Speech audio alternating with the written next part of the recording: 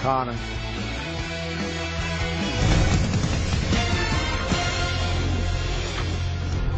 The results, the primary results, are in now. A huge night at the ballot box office, or the box, I should say, for political newcomer Alexandria Ocasio-Cortez, South Carolina Governor Henry McMaster, and Utah Senate candidate Mitt Romney. And not such a great night for 10-term Congressman Joe Crowley, the fourth most powerful person in the House. That's right. He was faced with a shocking loss in the New York primary. Welcome, everybody, to Fox and Friends.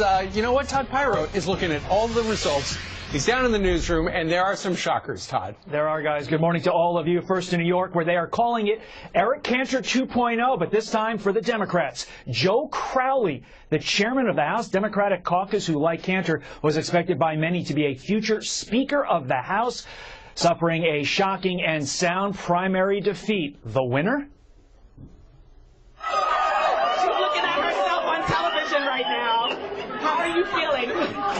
Wow. 28-year-old Alexandria Ocasio-Cortez, a Bernie Sanders supporter who has called for getting rid of ICE and who is endorsed by the Democratic Socialists of America. I cannot believe these numbers right now, but I do know that every single person here has worked their butt off to change the future of the Bronx and Queens. Also reacting to the news, you guessed it, President Trump, who tweeted, wow, big Trump hater Congressman Joe Crowley, who many expected was going to take Nancy Pelosi's place, just lost his primary election. In other words, he's out. That's a big one that no one saw happening. Perhaps he should have been nicer and more respectful to his president. To South Carolina now, where Governor Henry McMaster was projected to win a Republican gubernatorial runoff election against John Warren. This after the president was in the Palmetto State on Monday rallying for McMaster. Also, Mitt Romney's political comeback taking a big step. The former Massachusetts governor and 2012 presidential candidate projected to win his primary runoff in the race to replace retiring Utah Republican Senator Orrin Hatch. And finally, convicted leaker Chelsea Manning soundly defeated in her run against longtime Senator Ben Cardin in the Maryland Democratic primary. Guys, back to you. Wow. Right. Todd, thank you very much. So Joe Crowley was the king of Queens, and he had not had a challenger in 14 years. He had a boatload of dough to spend on the campaign. You know, pretty much avoided being head-to-head with her. There was an opportunity with the debate. He didn't show up, sent somebody else. Well, and look at the results. Yeah. 26,000 votes in all in the district. 90% is Democratic, so she's going to get the nomination on Election Day. Going to get the seat on Election Day more than likely. He did spend $3 million. But evidently not well spent, so it's a stunning rebuke. But it's also a big move for Bernie Sanders and socialism. This is a socialist. She wants a guaranteed salary. You know, she wants guaranteed health care. I don't know if she can deliver that as a freshman if she does in fact win in November from the House. I mean, right there in Queens, you lose a lot of power because Joe Crowley had a lot of it. So if he wanted to use it to represent the people of Queens, he could have used it instead of, and maybe been the next House Speaker if the Democrats took the House and Nancy Pelosi is indeed as... Not to go to certain states and stayed at home and didn't really campaign during the summer. Sounds like it's a layup. He's like, who's going to challenge me? And who's this woman? She's a bartender. Nobody knows who she is. I don't know who she is. It's really the state of the party. I mean, what do the Democrats stand for? She was clearly, you know, she describes herself as a Democrat socialist. She's clearly aligned with Bernie Sanders and her platform, Medicare for all, housing as a human right, wants to get rid of ICE, crack down on Wall Street, and a federal jobs guarantee. I mean, that is the Bernie Sanders message. Where's the Nancy Pelosi, Joe Crowley message in that? You know, we're going to take back your tax cut and get rid of your crumbs. Very, very extreme, but not surprising. It's New York City, or New York, the New York area, Queens, which is very liberal. All right. Meanwhile, the President of the United States got good news from the U.S. Supreme Court. By a 5-4 majority, the Supreme Court upheld, in the case of Hawaii versus Trump, the travel ban restriction from 8 different countries. And the countries were North Korea, Venezuela, Iran, Libya, Somalia, Syria, and Yemen. Because the president had the authority, because he felt that those countries were not vetting people who were coming into our country carefully enough. There was not enough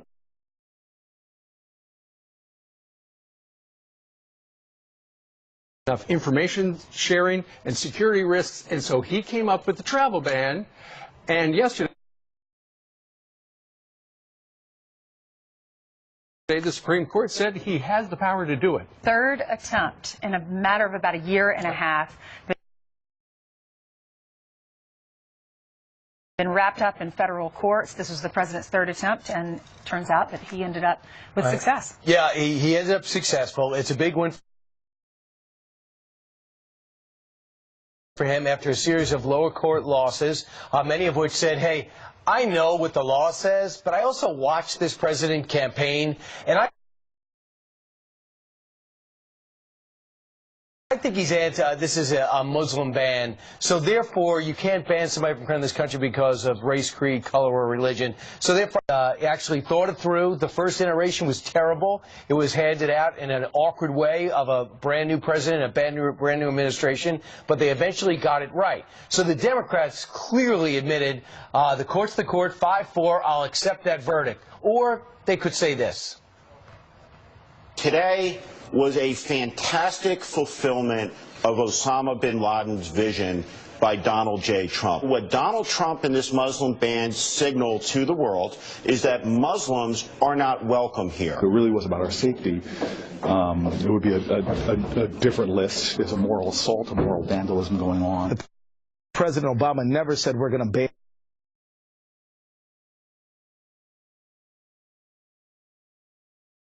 people based on the religion. It was always rooted in factors that had to do with legitimate national security interests. Why don't we take Trump at his word? He said it's a Muslim ban. No, he didn't. He said it was a vetting system. He never said it was a Muslim ban, did he? He just said... Well, during the campaign, he did talk about how he would like to essentially keep any Muslims coming into the country. That was during the campaign. But then again, you look at the ruling, and the Chief Justice said religion had nothing to do with this. However, Justice Kennedy, in a lecture to all political leaders, but really kind of a message to Donald Trump, said you need to respect the constitutional liberties as freedom of religion. Well, the president said it's about vetting, and right. The vetting systems in these countries, it's inadequate, and we don't want dangerous individuals, terrorists coming into our country. Like Syria. I mean, how many times do we do stories about how when ISIS went through Syria and they'd knock over different towns, they would take all the passports. So the people who held Syrian passports, you couldn't really be sure whether or not they were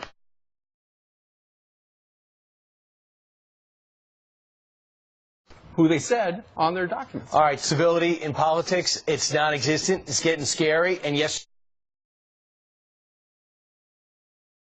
another example, Mitch McConnell, who married Elaine Chao, who works for the Trump administration, found himself in the eye of the storm yesterday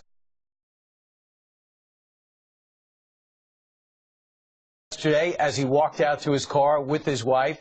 They were chanting something about the immigration policies and what's happening at the border, but Elaine Chao would have nothing of it. Listen. Why are you separating families? Why did you leave my husband alone? Why are you separating families? Why did you leave my husband alone? I'm not going to I will say this. The Secret Service got to push these people back. You got to be kidding me. This majority leader and a cabinet secretary, and they're within feet of the SUV. I hard to believe that that is indeed procedure. Meanwhile, edited together on the right is just some of the latest, I guess, examples of a lack of civility in our country. Unhinged? And unhinged, and how scary this is getting. Look at all this. A few years ago, ideas that we talked about were thought to be fringe ideas, radical ideas, extremist ideas. Those ideas are now mainstream I just don't even know why there aren't uprisings all over the country. And if you see anybody from that cabinet in a restaurant, in a department store, at a gasoline station, you get out and you create a crowd. And you push back on them. And you tell them they're not welcome anymore, anywhere. Do something about your dad's immigration practices, you feckless. What's Uncle Tom but for white women who disappoint other white women? One way you get rid of Trump is a crashing economy, so please bring on the recession. When was the last time an actor assassinated the president? I have thought an awful lot about blowing up the White House.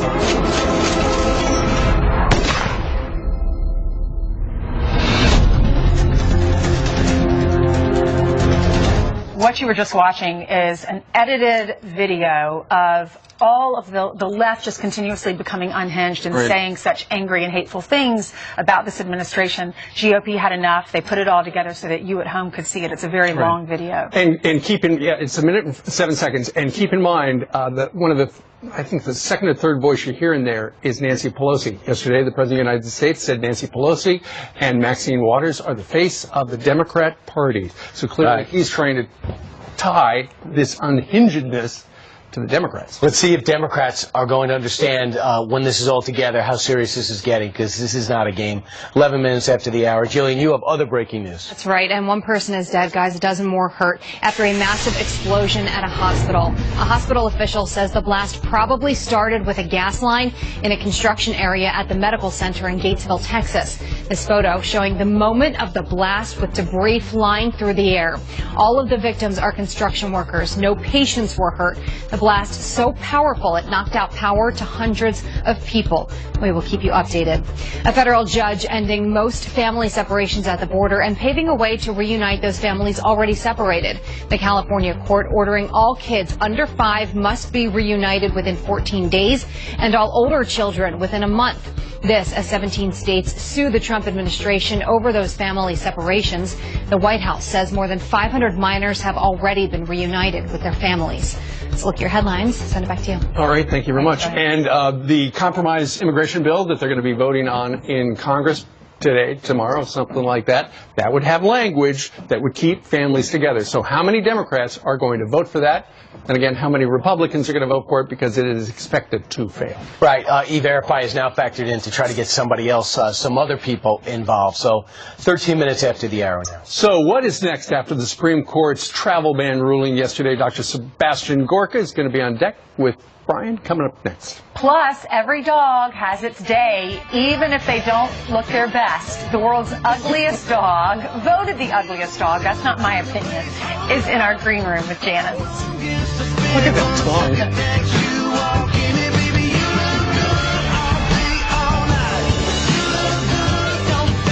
Box. We have to make sure that we vet people coming into the country. We know who's coming in. We know where they're coming from. We just have to know who's coming here. And that was the point of the travel ban, limited travel ban. The Supreme Court ruling in favor of President Trump's travel ban preventing nationals from 7 nations, including 5 majority Muslim nations, from entering the U.S. So what does this mean for the president's plan to keep America safe, as he pledged to do as a candidate? Let's ask his former deputy assistant, Fox News Channel security strategist, Dr. Sebastian Gorka. So, Dr. Gorka, they changed it twice, third iteration. Court still had a problem with it. Supreme Court passed it. What does this mean now? Well, Brian, it means that now for the third time we've had the president's right reasserted. Back in the 1950s and 1980s, and now at the Supreme Court level, it's been made patently obvious that the constitutional authority to decide who comes into the country and what yardsticks they are measured against lies with the chief executive, with the president. As we argued back in January last year when the executive order was first signed, the president gets to decide. and these countries, which, remember, the threat analysis was inherited from the Obama administration, these are of greatest concern. These are the nations where there are active either civil wars, terrorist hotbeds, where the identity of individuals coming into America cannot be adequately confirmed. And to keep Americans safe, the president is limiting the travel into America from these countries. So a lot of money was wasted, a lot of time was wasted, but the president's authorities now reaffirmed, Brian. Well, some people are upset, strikingly enough, including Steve Schmidt,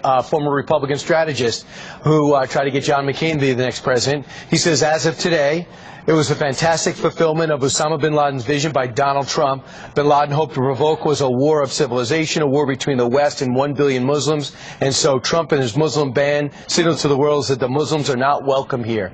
Is that how you interpret this? Well, clearly this man, I have no idea who he is, has never opened an atlas and has no idea about the Muslim world. If this executive order had anything to do with Islam, then of course it would have included the most populous Muslim nations of the world, such as Indonesia or Egypt, which it doesn't. So this person has no idea what they're talking about. This is about national security. It's about protecting Americans. It has nothing to do with religion. Right. 8% of the world's Muslim population included in this list. It does not include Saudi Arabia either.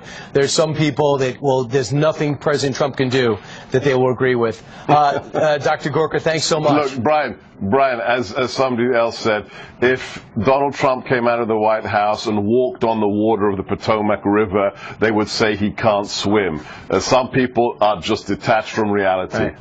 And some people will swear he can walk on water, and they just need him to try. Thanks, Dr. Gorka. Straight ahead. Brian. All right, it's been a week filled with clashes over civility in politics. Where do we draw the line? Is it getting scary to you? Our panel here to discuss it next, and that's what the panel looks like from the side. It's a Washington tradition unlike any other. This year's running of the interns, but it is not a drill. What network won, and what went down trying?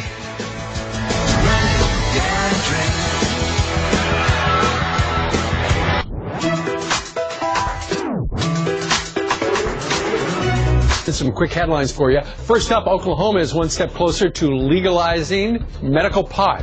Voters there passing the measure overnight, allowing patients with a medical license to carry up to 3 ounces of marijuana in public, and they can grow up to 6 plants at their homes.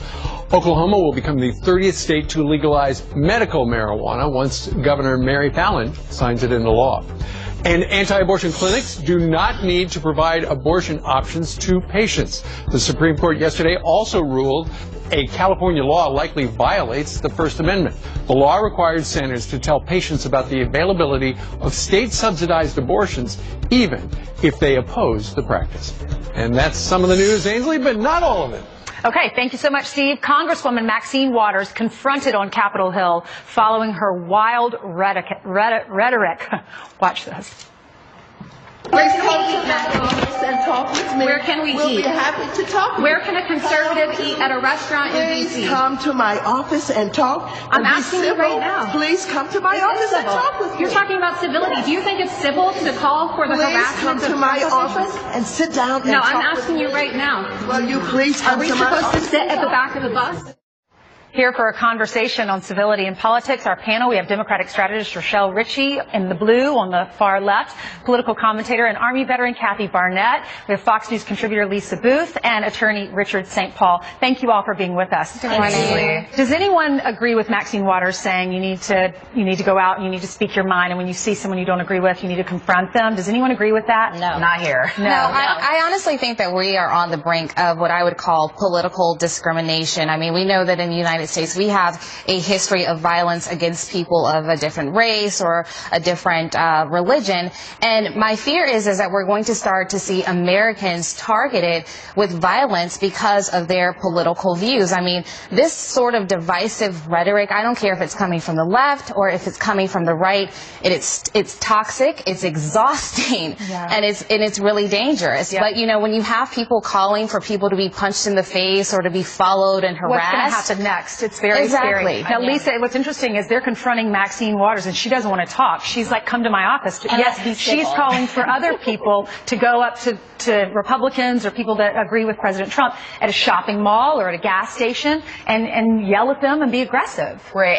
And I think I wholeheartedly agree with what you just said, but I also think we're sort of already at that brink. We're already at that point where we've already seen violence. I mean, it was just over a year ago where Steve Scalise, there was an attempted assassination on his life by someone who was anti-Trump, a Bernie Sanders supporter. You had Representative David Kustoff in Tennessee that was driven off the road because of his vote on health care. Martha McSally, a guy spending 15 months in federal prison for threatening to murder her. We've had a decapitated animal and burnt on a DHS official's household on his front steps. So we are past the point where this is just words, and we are at the place where it has turned into actionable violence, and we should be very concerned as a society as a result of that. Richard, how did we get here, and who's going to listen to those? How are the protesters? How do we stop them from even taking it to the next level? Well, look, I want to say first of all, we have the First Amendment right, which is the freedom of speech, right? But even freedom of speech has its limitation. I mean, this here is fighting words. Push back on them. Tell them they're not welcome here anymore. What does that say? The next step would be violence. So you have to limit, it's great to have a great debate. You vote. There's plenty of opportunities here to be civil, but these fighting words, these violate even the Constitution of the United States and the First Amendment. And how do we stop these folks? Is we have to shame them. We have to tell them, your behavior is not welcome here. Leave these people alone. Let them shop. Let them eat. Go protest, go vote. That's where you voice your concerns. Yeah, Chuck Schumer came out and he did condemn those folks that are doing this. As did Nancy Pelosi, too. Yeah, she did as well. Not as strongly as Chuck Schumer, though. Kathy, is this going to backfire, or is there some positive change that will come out of this? Will Republicans and Democrats alike finally stand up and say, enough, this is America, we don't stand for this? I don't know if that will come anytime in the near future, but what I do know is that we have now moved beyond where you and I can agree to disagree. It is now, I must annihilate you. I need to obliterate you. I need to denigrate you in such a manner where there's absolutely no coming back from it. Civility, decency, the golden rule, those things are out the window right now, because I believe we've forgotten that we're human beings. If you cut me, I'm going to bleed. Are y'all having conversations with your kids and with your spouses at home? And I'm not a mom. Always. You know what I mean? As I walk around and trying to raise my two young children, I mean, the two things that I readily recognize is that, one, evil is real. Hate is real. It is not beholden to a particular color or to a particular political party, and its only goal is to divide. The second thing I talk to my children about is that hate is not invisible. We have to allow it to embody us. We have to allow it to come in and take a portion of our life. Can you imagine if a card-carrying KKK member kicked a black family out of his restaurant, or a Christian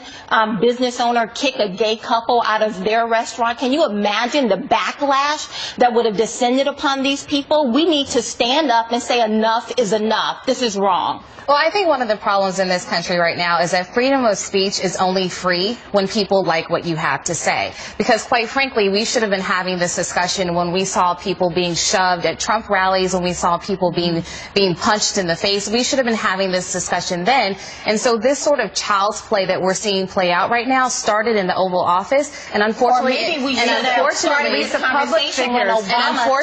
need to bring a gun to a knife fight. And unfortunately, it spread from the Oval Office to Lisa, you have a lot of Congress. friends on Capitol Hill. Are you talking? Are they all? Do they have a plan of action if someone confronts them? And we've come to that point where people are having discussions with their spouses of, if someone approaches us at a restaurant, how are we going to handle this? Well, what's funny is in Washington, D.C., you are used to encountering people that have a differing point of view. I mean, it's just standard operating procedure. Usually they're friends. Yeah, they're friends. I mean, I'm friends with everyone I go on TV here and disagree with on politics. I can still see them as a human being and be friends with them. And I think the biggest thing we need to do as a society is for people to look inward, because it starts with you as an individual and the way that you treat people, treating people with respect, and still seeing someone as a human being despite your political, religious differences or whatever differences you may have. It's a good message to end it on. Rochelle, Kathy, Lisa, and Richard, thank you so much for being with us. Thank you. We've been telling you about this congressional intern who was cussing at the president. Remember this?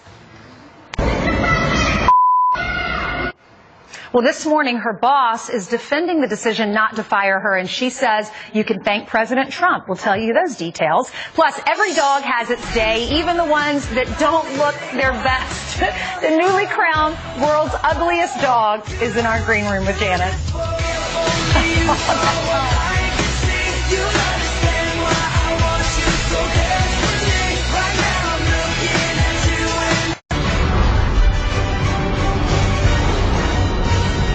Well, what we know now is that the person in charge of the Clinton email investigation, Mr. Strzok and Ms. Page, were in the tank for Clinton and hated Trump. Now, did those two people start an investigation against the Trump campaign because they had a political bias, or was it based on legitimate evidence? He should be the last guy to go to court to get a warrant on anybody associated with the Trump campaign. My question is, what role did they play in the Russian investigation? And by the way, he told Martha MacCallum that, not knowing the answer, but we might be able to get answers as soon as today, because Peter Strzok, the infamous head of counterintelligence, who ran the Russia, as well as Senator Graham just said, as well as the Hillary Clinton email investigation, was known to be anti-Trump. So was he part of the effort to make sure Donald Trump was stopped, or was it just something you say to a girlfriend on the side? So these are going to be some of the questions that they're going to be asking him today at 10 o'clock. They're going to close great big wooden doors at the House Judiciary Committee. He's going to be appearing. He's going to testify. He's not going to get immunity. He will not invoke the Fifth, but lawmakers have a ton of questions. What were he and Lisa Page talking about in those text messages? Also, was he one of the leakers? Did he leak to the press to make President Trump look bad?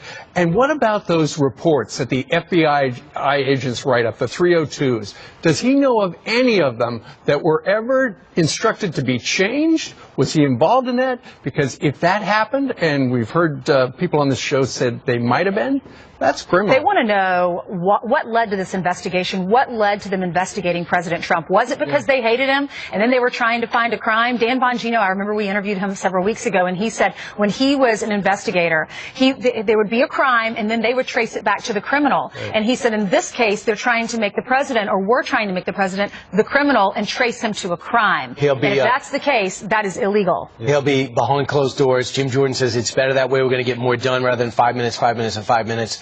Also stunning, too, Real Clear Investigates has an interesting story, quoting a former FBI agent, says that there were 7 attempts made by U.S. intelligence and Clinton operatives to essentially entrap members of the Trump campaign, the so-called informants that walked up to Papadopoulos and Carter Page. There were 5 other attempts with other people, and we know those accusations. Will Peter Strzok have any answers for that? And for Lindsey Graham to say this to Martha, he says, Martha, what I'm shocked that nobody in your business, really outside of Fox, seems to give a damn that the head investigator for the FBI wanted to stop Trump and basically bastardize an investigation of Clinton. Yeah, it shouldn't matter if you're a Republican or a Democrat. You should have a problem with that. It's a story. Absolutely. It looks like it was a brazen plot to frame Donald Trump and his campaign. It's coming on this afternoon.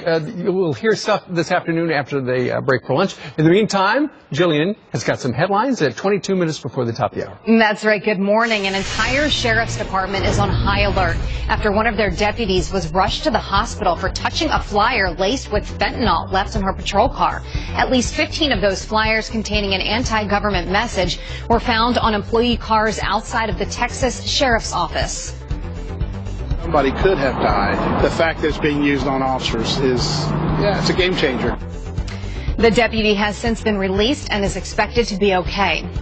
Remember, the Capitol Hill intern who cursed at President Trump? Well, now her boss, Senator Maggie Hassan, is defending her decision not to fire her.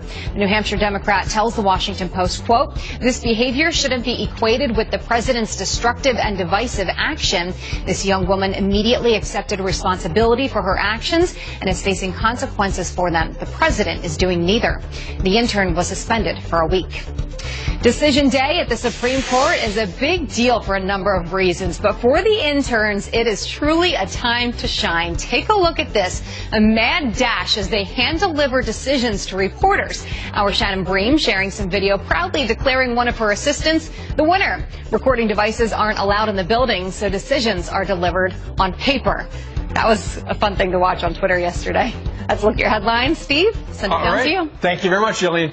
You know, they say every dog has its day, and for Jaja, a 9-year-old English bulldog, that day was this past Saturday at the 30th annual World's Ugliest Dog Contest in Petaluma, California, where she walked away the big winner for being ugly. I would love to meet Jaja, and I would love to meet the owners of Jaja, Megan Brainerd and Jesse Larson. Is that possible? Yeah. Yes. Your dreams come true. Oh, wow. Are you supposed to say congratulations for having the ugliest dog? I think she's the world's adorable dog. You know, your dog looks like, with all due respect, I know you knew the dog was ugly because you drove 30 hours from Minnesota to California. Yes. But it looks as if somebody has, in a lab, taken different ugly parts of dogs and put them all on that dog. Megan, go ahead. Tell me. Due to definitely overbreeding and for the puppy mill industry, definitely shouldn't be breeding these characteristics. And describe the things that her very, very broad shoulders, obviously her tongue and underbite, and definitely yes. But she's so beautiful. Oh, she was. But Jesse, what kind of dog is it? Oh, it is. Good question. Like I said, I think earlier, kind of a messier dog, but very animated, but very, very gentle. So she's. How did you decide to enter? You know, I want to see her. I've just seen it on TV, and then, yeah, definitely with the comments that we get from people daily that she's super ugly. Maybe you don't care. No, that's great. What do people say when you're out walking? Oh, I'm not kidding. Like, oh, what an ugly dog. I mean, just like People say that? Oh my gosh, I'll be like, oh, that was. Your dad was saying that kids will come up and shake its tongue. your tongue. What is this? Is the tongue always like that? It's always. It never goes in back Always, in the... never. Does she get dirt trapped on the tongue? It's She always usually, dry. It she has dirt. Usually sweeps the floors with the tongue. Very slowly. It doesn't take a while for her to chew it because her teeth aren't lined up, but she definitely loves eating. She was so cute. But Jesse, would you say this is a special dog that you would never change Jaja for any dog in the world? No, I don't think so. You would change him? I got one other dog that is pretty special as well. But this is special. This is very special, yes. Did you pick her out? Yes. Oh, I saw her, yes. How she looked? I love all the special qualities of her, yes. Well, congratulations. Thank you. It looks like she just skidded. Look at that way. Don't look at Mom. Even the way She is beautiful. So sweet. I love It's the imperfections that make something beautiful. Exactly. Exactly. I love that collar. We all love belly rubs. All right, straight ahead on this Wednesday, it's a story nobody's talking about. What our Border Patrol agents are really up against each and every day. Our people started changing diapers. They were feeding children. Things that we normally don't expect of our law enforcement people to do. That's what our agents do. Tomi Lahren just returned from the border, and she will join us live coming up next.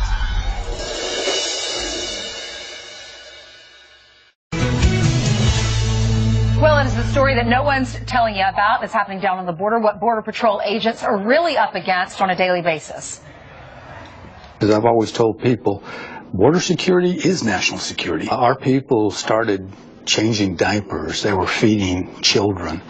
They were taking care of them. I mean, things that we normally don't expect of our law enforcement people to do. That's what our agents do. Each and every day. Fox News contributor Tomi Lahren just got back from the border to find out firsthand what our agents are up against. She joins us right now from L.A. Tomi, you know, you watch a lot of the channels, and these guys who patrol our border are made out to be monsters, but they are people. And when they see a baby, they try to help the baby, as that guy just said. Yeah, first and foremost, they're humanitarians. And of course, their job and their duty is to protect our border, to protect the American people. But beyond that, they're even protecting those that are coming to this country illegally. That to me was the most surprisingly wonderful thing that I discovered on my trip to the border, is that these agents, each and every single one that I met, cared about people first, above anything else. That was their priority. And in many cases, these are the only people that are caring about these families and these children, are the Border Patrol agents themselves that are out there making sure that these people are safe and that they are alive and that they are able to return to their families. Our Border Patrol agents are the ones that are doing that. Yeah, you had a chance to speak to one of those Border Patrol agents, Chief Rodolfo Carsick. Can we see that portion of your interview now? Let's take a look. If we do not apply a consequence, you're only inviting additional illegal immigration. And this border is a very dangerous place. I mean, I think I've heard the comment out there about people being outraged of what this administration and what we're doing in particular. But where is the outrage for the public against some of these parents who are taking their children through the desert in extreme heat, very violent areas? They're placing them in the hands of smugglers. I think that that's where the outrage needs to be. Tommy, what's the biggest problem down there? Is it the just illegal immigrants, moms bringing their babies over, or is it drugs? Did you see any of that? Really is a combination of all those things, and particularly where I was in Tucson and Nogales, they have an issue with drugs, of course, and they deal with this each and every single day. They're seeing drug smugglers, they're seeing coyotes, and that's their biggest fear, is that these children are being placed in the hands of the traffickers and the drug smugglers. So what they told me was the most frustrating thing about what's happening in the last 2 weeks, and the demonization and the vilification of our Border Patrol agents for this family separation. Many people don't understand that a lot of times these agents are separating families because they're not true family units. Many times these children are being placed with coyotes, with drug traffickers, with smugglers, and it's our Border Patrol agents that are stepping in like the humanitarians that they are, not only stopping drugs, not only stopping crime, but also making sure that families, even illegal immigrant families, are safe and taken care of. That's what you won't hear from many of the other mainstream media networks. You're right. I haven't heard that angle one time until this morning. Tommy, thank you very much for joining us live from L.A. and going down to the border for us. Absolutely, and I thank all the Border Patrol agents that are out there each and every single day, because it's often a thankless job and they do a lot of hard work. So thank you to all of you guys that are doing this every day. All right, Tommy Lahren, thanks. Meanwhile, we forge ahead. Michelle Malkin is going to be on our show, along with House Majority Whip Steve Scalise. Are we going to get an immigration deal done, and what will it look like? Kellyanne Conway after that big Supreme Court victory yesterday, and what lies ahead. And Senator Marco Rubio, his eyes on China and stealing our technology. He'll be coming up live. Plus, after serving in the Marines, he started a landscaping business, but when someone stole all of his equipment, he almost had to close up his shop until something happened that will make you even more proud to be an American. That Marine's going to join us live next. Rangers just got back 2 years in Iraq. They're throwing it. Well, it is the story that no one's telling you about that's happening down on the border, what Border Patrol agents are really up against on a daily basis. As I've always told people, border security is national security. Our people started changing diapers. They were feeding children. They were taking care of them. I mean, things that we normally don't expect of our law enforcement people to do. That's what our agents do. Each and every day. Fox News contributor Tommy Lahren just got back from the border to find out firsthand what our agents are up against. She joins us right now from L.A. Tommy, you know, you watch a lot of the channels, and these guys who patrol our border are made out to be monsters, but they are people. And when they see a baby, they try to help the baby, as that guy just said. Yeah, first and foremost, they're humanitarians, and of course their job and their duty is to protect our border, to protect the American people, but beyond that, they're even protecting those that are coming to this country illegally. That to me was the most surprisingly wonderful thing that I discovered on my trip to the border, is that these agents, each and every single one that I met, cared about people first, above anything else. That was their priority. And in many cases, these are the only people that are caring about these families and these children, are the Border Patrol agents themselves that are out there making sure that these people are safe and that they are alive and that they are able to return to their families. Our Border Patrol agents are the ones that are doing that. Yeah, you had a chance to speak to one of those Border Patrol agents, Chief Rodolfo Carsick. Can we see that portion of your interview now? Let's take a look. If we do not apply a consequence, you're only inviting additional illegal immigration. And this border is a very dangerous place. I mean, I think I've heard the comment out there about people being outraged of what this administration and what we're doing in particular. But where is the outrage for the public against some of these parents who are taking their children through the desert in extreme heat, very violent areas? They're placing them in the hands of smugglers. I think that that's where the outrage needs to be. Tommy, what's the biggest problem down there? Is it the just illegal immigrants, moms bringing their babies over, or is it drugs? Did you see any of that? Really is a combination of all those things, and particularly where I was in Tucson and Nogales, they have an issue with drugs, of course, and they deal with this each and every single day. They're seeing drug smugglers, they're seeing coyotes, and that's their biggest fear, is that these children are being placed in the hands of the traffickers and the drug smugglers. So what they told me was the most frustrating thing about what's happening in the last 2 weeks, and the demonization and the vilification of our Border Patrol agents for this family separation. Many people don't understand that a lot of times these agents are separating families because they're not true family units. Many times these children are being placed with coyotes, with drug traffickers, with smugglers, and it's our Border Patrol agents that are stepping in like the humanitarians that they are, not only stopping drugs, not only stopping crime, but also making sure that families, even illegal immigrant families, are safe and taken care of. That's what you won't hear from many of the other mainstream media networks. You're right. I haven't heard that angle one time until this morning. Tommy, thank you very much for joining us live from LA and going down to the border for us. Absolutely, and I thank all the Border Patrol agents that are out there each and every single day, because it's often a thankless job and they do a lot of hard work. So thank you to all of you guys that are doing this every day. All right, Tommy Lahren, thanks. Meanwhile, we forge ahead. Michelle Malkin is going to be on our show, along with House Majority Whip Steve Scalise. Are we going to get an immigration deal done, and what will it look like? Kellyanne Conway after that big Supreme Court victory yesterday, and what lies ahead. And Senator Marco Rubio, his eyes on China and stealing our technology. He'll be coming up live. Plus, after serving the Marines, he started a landscaping business, but when someone stole all of his equipment, he almost had to close up his